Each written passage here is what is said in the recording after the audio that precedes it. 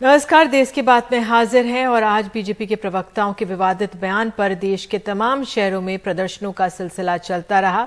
रांची में प्रदर्शन के दौरान जमकर पथराव भी हुआ, जिसमें एसएसपी समेत कई लोग जख्मी हो गए। वहां कर्फ्यू लगाने की नौबत आ गई। आपको बता दें कि वहां पर फ्लैग मार्च किया है पुलिस ने, धारा 144 लगा दी गई है। इसके अलावा दिल्ली के जामा मस्जिद में भी हंगामा देखने को मिला। हमने विरोध प्रदर्शन देखा वहां पर, हालांकि वो कुछ देर चला, उसके बाद संभल गया। उत्तर प्रदेश में प्रयागराज, मुरादाबाद, सहारनपुर में प्रदर्शन हुए। प्रयागराज में तो पत्थरबाजी हुई और सुरक्षा बलों को आंसू गैस के गोले छोड़ने पड़े हैं। अब हालात नियंत्रण में हैं। सहारनपुर पुलिस ने कहा है कि प्रदर्शन की कोई परमिशन नहीं थी, जो शामिल हुए उन पर कार्रवाई हो रही है। यहाँ 21 लोगों को गिरफ्तार किया गया है। मुख्यमंत्री ने सख्त कार्रवाई के आदेश दिए हुए हैं। उधर कोलकाता के हावड़ा में भी जबरदस्त विरोध प्रदर्शन हुआ है। प्रदर्शनकारियों ने पत्थरबाजी की है, पुलिस ने आंसू गैस के गोले छोड़े हैं। अहमदाबाद में भी प्रदर्शन हुआ है। मुंबई के नवसारी में भी बता दें आपको, वहां पर भी प्रदर्शन हुआ है। ये तमाम तस्वीरें आप देख सकते हैं कि किस तरह से आज कई इलाकों में, कई शहरों में हिंसा भी हुई है, पत्थरबाजी हुई है, पुलिस बलों ने आंसू गैस के गोले छोड़े हैं। एक दो पुलिस वाले जख्मी भी हुए हैं। वो तस्वीरें हम आपको दिखाएंगे आगे, कार्यक्रम में आगे जैसे बढ़ेंगे। लेकिन आगे बढ़ने से पहले प्रीतिंदर सिंह हैं जो आईजी सहारनपुर हैं, आइए उनको सुन लेते हैं। जुमे की नमाज के बाद कुछ उपद्रवी इकट्ठे होकर उन्होंने यहाँ से चौराहे तक मार्च करने का प्रयास किया। तो जब चौराहे पे पहुंचे तो वहाँ हमें सूचना मिली। मौके पे पहुंच के उस भीड़ को डिस्पर्स किया गया। ये भी संज्ञान में आया कि वापस लौटते हुए उन्होंने कुछ दुकानों पे कुछ टी शर्ट्स वगैरह लूटने का प्रयास किया और कुछ वाहन जो दो पहिया यहाँ खड़े थे उनको पलटा, उन पे लाठीचार्ज किया गया। उनके खिलाफ अब मुकदमा कायम करके सख्त से सख्त कार्रवाई की जाएगी। जिन्होंने भी इस तरह का उपद्रव किया है उनकी प्रॉपर वीडियो रिकॉर्डिंग है, मीडिया पर्सनल से भी वीडियो रिकॉर्डिंग ली जाएगी और सख्ती से उनके खिलाफ कार्रवाई होगी। और हमारे साथ इस समय सईद अहमद बुखारी, जामा मस्जिद के शाही इमाम मौजूद हैं। बहुत बहुत धन्यवाद जुड़ने के लिए बुखारी साहब। जामा मस्जिद में ही सबसे पहले दृश्य आए थे और मुझे कहा जा रहा है उनका लिंक हमारे साथ फिलहाल चला गया है। कोशिश करेंगे उनसे जुड़ने की और उनसे बात, शायद उनसे देखेंगे। शायद गलती से टेक्निकल ग्लिच आ रहा है, दिख गए, बताया जा रहा है कि हमें मिल गए। बुखारी साहब बहुत बहुत शुक्रिया जुड़ने के लिए। आज आपने देखा होगा किस तरह की तस्वीरें आई हैं। पहले तो जामा मस्जिद से शुरू हुई हैं, क्या हुआ, क्या आपको जानकारी? देखिए, आज जो भी ये वाकया हुआ है अचानक हुआ और किसी को भी नहीं मालूम था कि लोग आज जामा मस्जिद में नमाज पढ़ने के लिए आए। उनकी तादाद बहुत कम थी मेरे ख्याल में।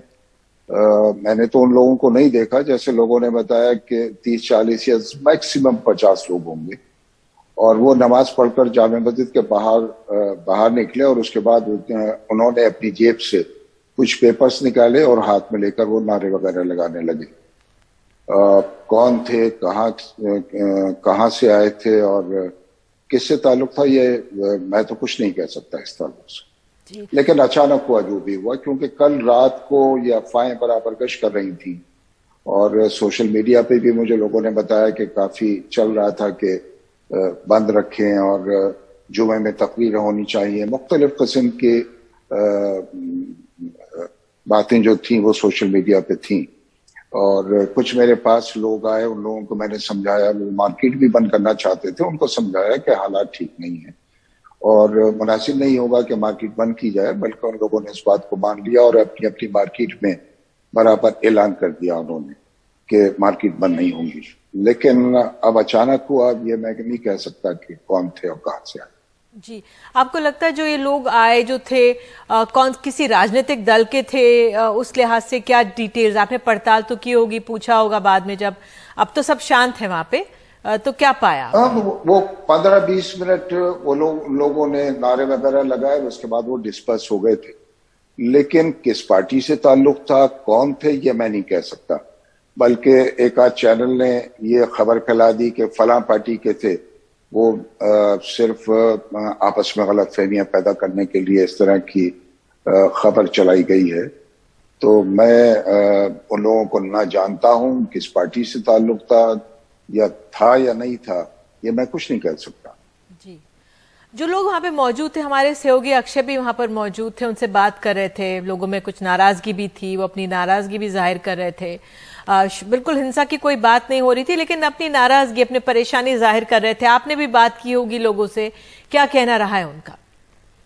देखिए, नाराजगी तो पूरे मुल्क में है, सिर्फ दिल्ली में नहीं, पूरे मुल्क में नाराजगी है।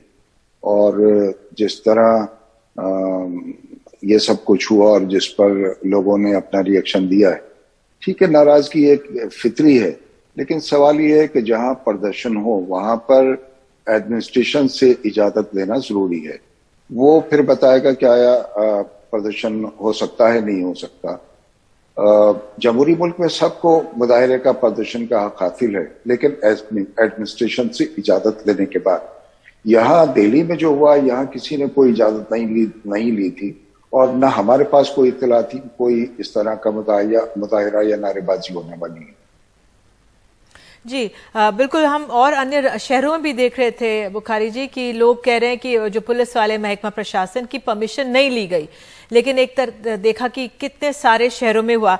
अब जो डीसीपी सेंट्रल डिस्ट्रिक्ट हैं श्वेता चौहान, उन्होंने ट्वीट किया है कि 1500 लोग इकट्ठे हो गए थे और 300 के करीब जो थे वहां पे जो लोग थे वो नारेबाजी करने लगे और अपनी जो नाराजगी है वो जाहिर कर रहे थे।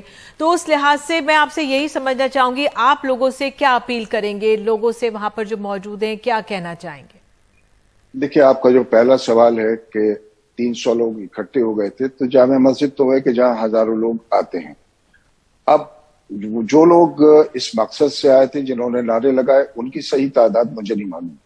जहां एक भीड़ में नारे वगैरह लगने शुरू हो जाए तो 100, 200, 500 हो जाना, ये तो आम सी बात है। कुछ लोग तमाशाई भी होते हैं, कुछ लोग देखने लगते हैं, कुछ लोग उसमें शामिल हो जाते हैं। तो ये तो दिल्ली के हालात हैं। लेकिन जहां तक के पथराव मुख्तलिफ शहरों में हुआ, देखिए, कोई भी मुजाहिरा करने से पहले इस तमाम चीजों पर लोगों को गौर कर लेना चाहिए। कुछ लोग शरपसंद बीच में शामिल हो जाते हैं और कुछ ऐसी हरकत कर जाते हैं जिसकी वजह से जो मुजाहिरीन हैं उनको कुछ मुसीबतों का सामना करना पड़ता है। तो हमें पत्थरबाजी से और उन चीजों से बिल्कुल परहेज करना चाहिए, और जो लोग पत्थरबाजी करें तो उन लोगों की जिम्मेदारी है जो इस मुजाहिरे को कर रहे हैं कि उन लोगों को रोकें।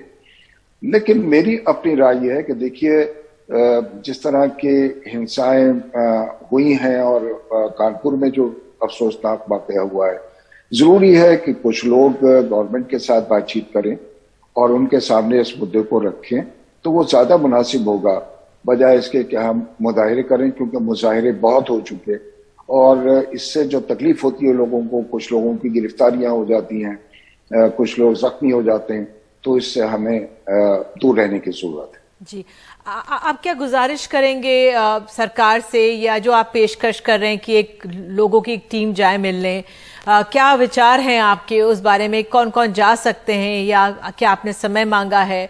कैसे आगे बढ़ेंगे?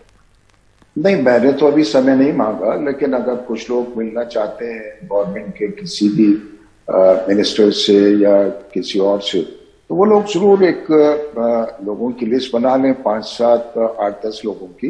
वो गवर्नमेंट के साथ बातचीत करें, सारे हालात को उनके सामने रखें, तो वो ज्यादा बेहतर होगा बजाय इसके कि अब हम मजीद सड़कों पर निकल कर आए। आप देखें कि कितने नुकसानात हो रहे हैं। अब जहां जहां ये सब कुछ हुआ है, अब गिरफ्तारियां भी होती हैं, मुकदमात भी बनते हैं, तो इन परेशानियों से हमको बचने की जरूरत है। बिल्कुल, इन परेशानी, एक बात खास तौर से कहूंगा, देखिए, ये जो मजहबी मुनाफरत है जो पूरे मुल्क में फैल रही है, इसको खत्म करने की जरूरत है। हम मुल्क की तरक्की की बात करें, मुल्क को आगे ले जाने की बात करें, और इस तरह के जो विवाद एक के बाद एक मुसलसल जो ये इश्यूज आ रहे हैं, जिस पर मुसलमानों में नाराजगी पैदा हो रही है, उस नाराजगी को खत्म करने की जरूरत है, इस विवाद को खत्म करने की जरूरत है, और इस हिंदू मुस्लिम मुनाफरत को खत्म करने की जरूरत है। मैं पहले भी ये बात कह चुका हूं कि ये मुल्क तो मुख्तलिफ मज़ाहिब के मानने वालों का गुलदस्ता है, और हमें इस मुल्क में मिलजुल कर रहना है। इस मुनाफरत के साथ इस मुल्क में ये मुनाफरत जो है इस मुल्क से खत्म होनी चाहिए। हम तो सदियों से यहाँ पर रहते आए हैं, मिलजुल कर रहते आए हैं।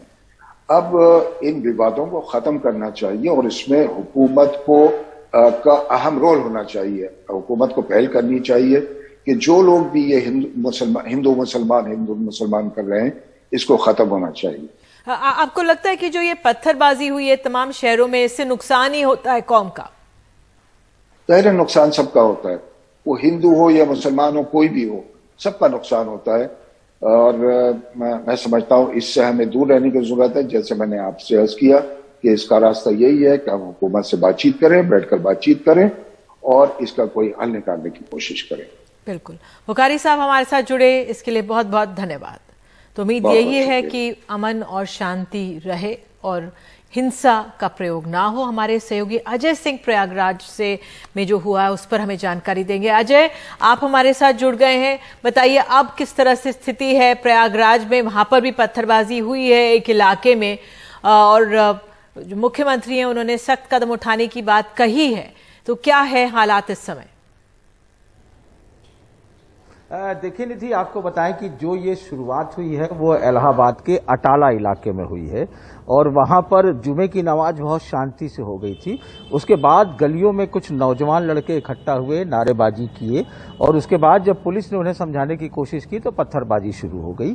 ये पत्थरबाजी रुक रुक कर होती रही, पुलिस ने भी उनको खदेड़ा। लेकिन अभी आप कह दीजिए कि पूरा मामला शांत हो गया, ऐसा नहीं है। अभी भी इलाहाबाद में जो अटाला से सटा हुआ नुरुल्ला रोड है, जो इलाका है, उस इलाके में अभी भी जो है वो पत्थरबाजी हो रही है। रुक रुक कर लोग पत्थर मार रहे हैं गलियों से। पुलिस आंसू गैस भी छोड़ रही है। कुछ 2-3-4 लोगों को अभी कुछ लोगों को पकड़ करके भी लाए हैं, तो कुछ लोगों की गिरफ्तारियां भी की गई हैं। तो छिटपुट जो है वो पत्थरबाजी चल रही है। तनाव बहुत है, किसी तरीके का कोई वो नहीं है। बाकी और इलाहाबाद के और दूसरे इलाकों में उस तरीके से नहीं है, लेकिन जो सटा हुआ मुस्लिम का जो सघन इलाका है, अटाला है, नुरुल्लाबाग है, उन सब जगहों पर जो है ये चीजें हो रही हैं और अभी भी छुटपुट करके ये घटनाएं हो रही हैं। निधि, बिल्कुल, बहुत बहुत धन्यवाद आपका अजय। हालात पर आप नजर बनाए रखें और इसी मसले पर जिस तरह की आज ये हमने स्थितियां देखी हैं, हिंसा भी देखी है, पथराव देखा है, आंसू गैस के गोले छोड़े गए और किस तरह से इतना विरोध प्रदर्शन हुआ है। हमारे साथ सईद कासिम रसूल इलियास है, member all India Muslim personal law board. बहुत बहुत धन्यवाद जुड़ने के लिए। कासिम साहब, एक चिट्ठी आप लोगों की तरफ से जारी की गई है, लोगों से कहा गया है कि भाई आप ये टीवी डिबेट्स वगैरह इसमें ना जाएं, क्या सोच, क्या विचार इसके पीछे, क्या मंशा? जी देखिए, असल में आजकल हमारे पास टीवी चैनल जो है, जिसको हम आमतौर पर गोदी मीडिया कहते हैं, ये टीवी चैनल बजाय इसके कि मुल्क के डेवलपमेंट पर कोई बात करें, ये जो धार्मिक उन्माद पैदा करने के लिए नए नए विषय लेके आते हैं और उसमें जो लोग शामिल होते हैं उनको कोई मतलब नहीं होता है देश से, शांति से। तो इस तरह की चीजों में हमारे बहुत सारे मुसलमानों की तरफ से भी कुछ उलमाए कराम और कुछ इंटेलेक्चुअल चले जाते हैं और फिर उस डिबेट में जो दूसरा पक्ष होता है वो इस तरह की छेड़खानी करता है, कभी धर्म पर टिप्पणी करता है, कभी धार्मिक जो पर्सनैलिटीज हैं उन पर टिप्पणी करता है। और आप जानती हैं कि अभी जो कुछ टाइम्स नाउ पे हुआ था उसने पूरे देश में ही नहीं, किसी चैनल का नाम, कासमी साहब, किसी चैनल का नाम यहाँ पे ना ले हमारे चैनल पर। दूसरी बात, मैं आपसे जो ये जी मैं समझ गई जी, मैं आपसे ये पूछना चाह रही थी कासमी साहब, सवाल ये उठ रहा है कि एक साथ इतने शहरों में प्रदर्शन जो हुए हैं, हालांकि कहा तो जा रहा है कोई कॉल नहीं थी, किसी ने कहा आह्वान नहीं किया था इसका, लेकिन ये भी कहा जा रहा है एक तरह से इतने सारे कैसे हो गए? क्या आप लोगों को क्या डिटेल्स मिली हैं? देखिए, कल ही all India Muslim personal law board के जनरल सेक्रेटरी साहब ने एक बयान जारी किया था और ये कहा था कि हमने कोई ऐलान नहीं किया है किसी भी प्रदर्शन का और किसी मुस्लिम ऑर्गेनाइजेशन ने ऐलान नहीं किया है प्रदर्शन का, इसलिए प्रदर्शन न किए जाएं, ये बात साफ तौर पे पूरे देश में कह दी गई थी।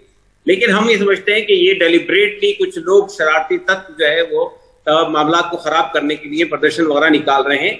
और हमने साफ बात कही थी कि भाई आपको अगर अपने उसका वो करना है तो आप जो है मेमोरेंडम दे दीजिए डीएम के पास जाकर और ये कहिए कि ये प्रधानमंत्री को या राष्ट्रपति तक पहुंचा दिया जाए, इससे ज्यादा कोई और काम करने की जरूरत नहीं है।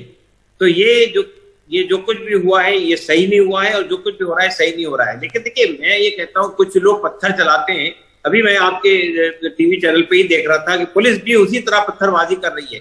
तो पुलिस का काम होना चाहिए कंटेन करने के लिए किसी भी चीज को। कासफी साहब देखिए, जो तस्वीरें आई है उसमें तो पुलिस को चोट भी लग रही है, धारा 144 भी लगानी पड़ी है ना।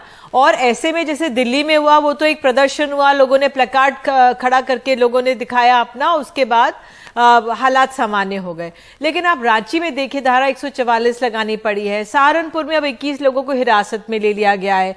अब प्रशासन को भी अपनी तरफ से कार्रवाई करनी पड़ी है। तो फिर जो भुगतता तो आम ही नागरिक, जो आम मुसलमान होगा वो भुगतता है, भले ही शरारत कुछ लोगों की हो इसमें, लेकिन नहीं, आपकी बात से मुझे बिल्कुल सहमति है। मैं ये कहना चाहता हूं कि असल में ये जो प्रदर्शन खड़े होते हैं, क्यों होते हैं, पहले तो ये देखिए ना, जो असल इश्यू है, जब उस पर रोक नहीं लगेगी, जब आप उस पर रोक नहीं लगाएंगे तो इस तरह की चीजें पैदा होगी। अब आप जिस तरह हमारे टीवी चैनल्स के ऊपर में ये इस तरह की बातें हो रही है, किसी धर्म विशेष के ऊपर टिप्पणी हो रही है, किसी पर्सनैलिटी पे टिप्पणी हो रही है, तो जाहिर है कि इससे उन्माद तो पैदा होगा, इससे जो है लोगों के अंदर गुस्सा होगा और उसका प्रदर्शन का मुजाहरा होगा। बट कासमी साहब, अब दोनों, अब स्थिति तो ये हो गई है, परेशानी की बात ये है कि अब दोनों मतलब दोनों तरफ से बयानबाजी हो रही है, एक को दिखाएं दूसरे को दिखाएं। तो जो ये कड़वाहट इतनी बड़ी है, इसको रोकना बहुत जरूरी है। जो ये कट्टरता बढ़ी है, इसको रोकना बहुत जरूरी है अपने आप में। देखिए, इसीलिए हमने ये अपील की है मुस्लिम उलमा से भी और इंटेलेक्चुअल से भी कि वो इस तरह के प्रोग्रामों में न जाएं जिससे कि धार्मिक उन्माद पैदा होता हो, जिससे कोई फायदा नहीं होता है, नुकसान होता है। कोई ऐसा डिबेट नहीं हो रहा है जो डेवलपमेंट के इशू पर हो, जो आपसी सद्भाव पर हो, जो देश के हित में हो। ऐसा कोई डिबेट नहीं हो रहा है, सिर्फ पोलराइज करने के लिए डिबेट हो रहा है, छेड़खानी करने के लिए डिबेट हो रहा है। ऐसे डिबेट पे वो न जाए, हमने ये अपील की है। आपको क्या अब तक कुछ डिटेल्स मिली है कि जो तमाम शहरों में जो ये पत्थरबाजी की घटना हुई है, इनके पीछे कौन था? नहीं, हमारे पास अभी तक कोई अपडेट नहीं है। हम हासिल करने की कोशिश कर रहे हैं अपडेट, और हम कोशिश करेंगे कि भाई जिन मुकामात पे इस तरह की बातें हुई है, वहां के जिम्मेदारों से बात करेंगे कि वो इस तरह की चीजों को रोकने की कोशिश करें। बिल्कुल। कासफी साहब, आप जुड़े, आप पानी पीजिए, आप हमारे साथ जुड़े, इसके लिए बहुत बहुत शुक्रिया। और फिलहाल हम लोग एक ब्रेक ले रहे हैं देश की बात में, और राज्यसभा की जो 16 सीटें हैं जिनके लिए चुनाव हुआ है, अब उस पर गौर करेंगे, क्योंकि राजनीतिक तौर पर वो भी एक बहुत अहम खबर है। उस पर देखेंगे क्या क्या नतीजे आ रहे हैं एक छोटे से ब्रेक के बाद।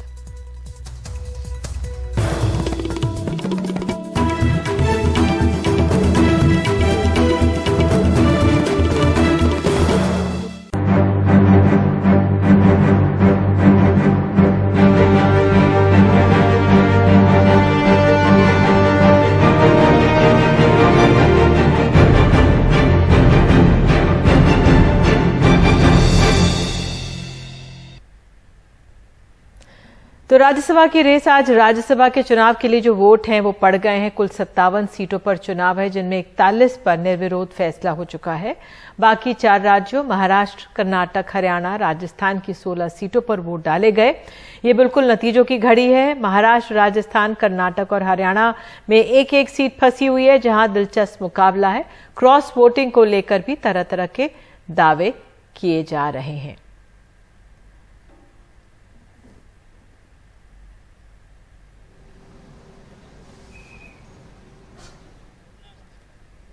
और आपको बता दें कि जेडीएस के एक विधायक ने कर्नाटक में कांग्रेस के पक्ष में वोट दिया है। सुनिए उनका बयान। I voted Congress. Why, sir? Why, sir? Because I love it. You are in JDS, sir.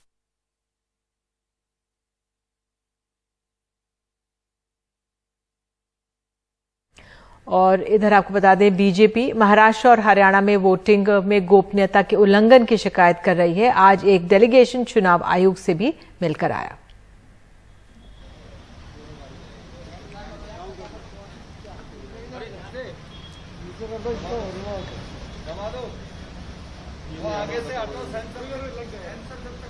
Maharashtra और हरियाणा में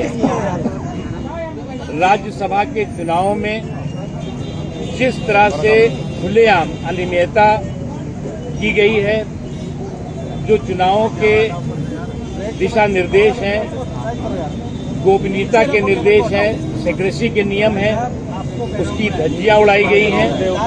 उस संबंध में महाराष्ट्र में भी और हरियाणा में भी हमारी पार्टी ने अधिकृत रूप से वहां के जो चुनाव अधिकारी हैं उनको, ऑब्जर्वर को शिकायत भी की है और जो सेक्रेसी के कानून हैं उसके उल्लंघन के आधार पर हमने चुनाव के उनके चुनाव को हमने अवैध घोषित करने के लिए कहा है।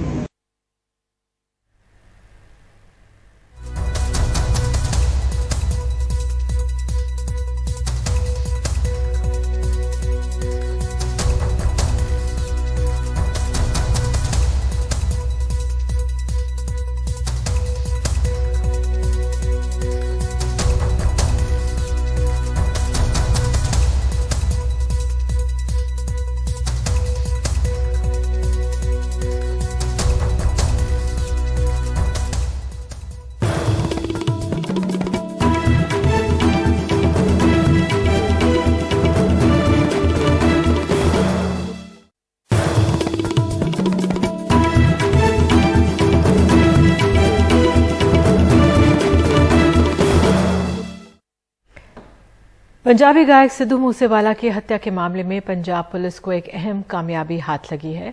हत्या में शामिल एक शूटर हरकमल रानू को पंजाब पुलिस ने गिरफ्तार कर लिया है। साथ ही मूसेवाला की हत्या की जिम्मेदारी लेने वाले कनाडा में बैठे गोल्डी बराड़ के खिलाफ इंटरपोल ने रेड कॉर्नर नोटिस जारी कर दिया है।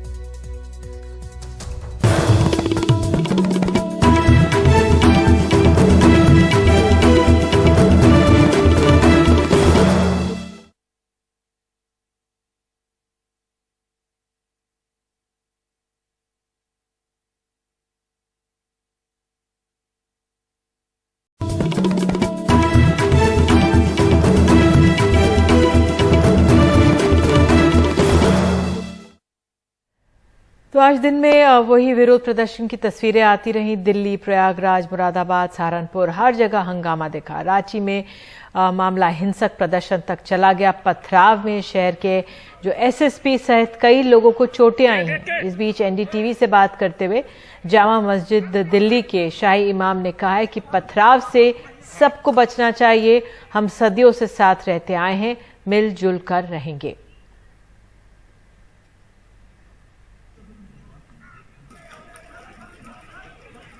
आपको लगता है कि जो ये पत्थरबाजी हुई है तमाम शहरों में, इससे नुकसान ही होता है कौम का?